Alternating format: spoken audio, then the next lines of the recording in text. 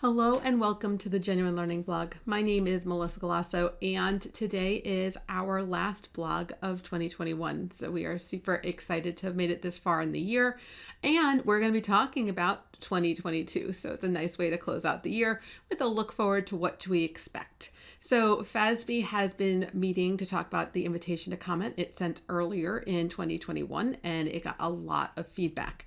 And so they announced recently its 2022 research agenda. So as I mentioned, in order to get feedback about what are the next things that the FASB is going to work on, obviously their big projects were revenue recognition, leases, and financial instruments. We call those the big three. All of those have been issued. Most of them have been implemented. Private companies getting towards the last of them now.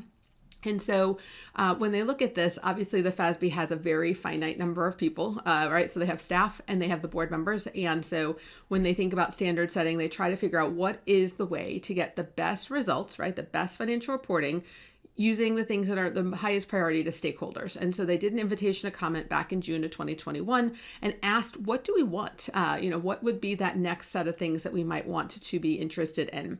And the research agenda is established by the FASB chair, right? So it figures out some of the projects that could potentially end up on the technical agenda if the research goes according to plan. So instead of the board working on it, they send it out to staffers who start to do some initial research to try to get to see if there's any consensus. And then if there is consensus, we start to see movement towards the technical agenda.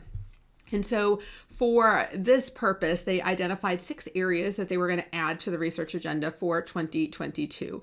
The first one is accounting for exchange-traded digital assets and commodities. Again, this one's looking at accounting and disclosures related to a subset of exchange-traded assets and digital assets and exchange-traded commodities. So again, it's going to have some accounting, it's going to have some disclosure.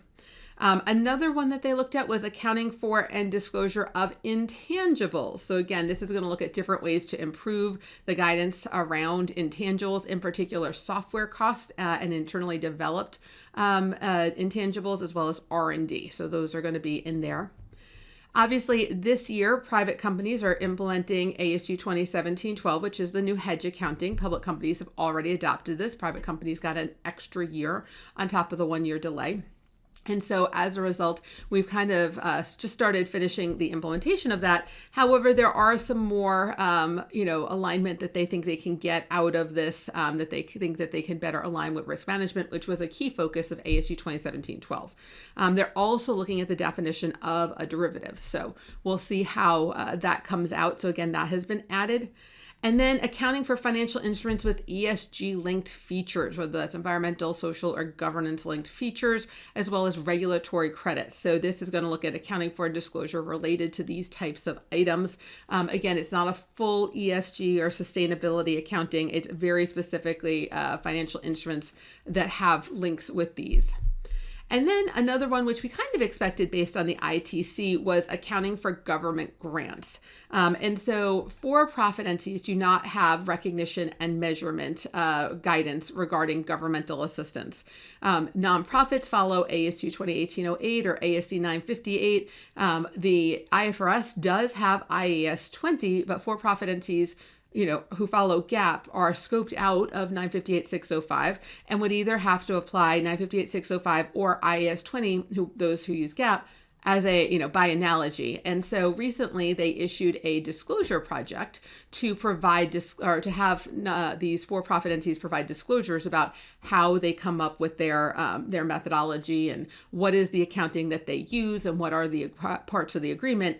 What this is going to consider is whether or not we should just take IAS 20, which is the government assistance for international standards, and just incorporate that into GAAP, so that it would not be by analogy anymore. So instead of adopting 958-605 for for-profit entities, they're looking at adopting the IFRS version of it. So again, that will be likely an invitation to comment.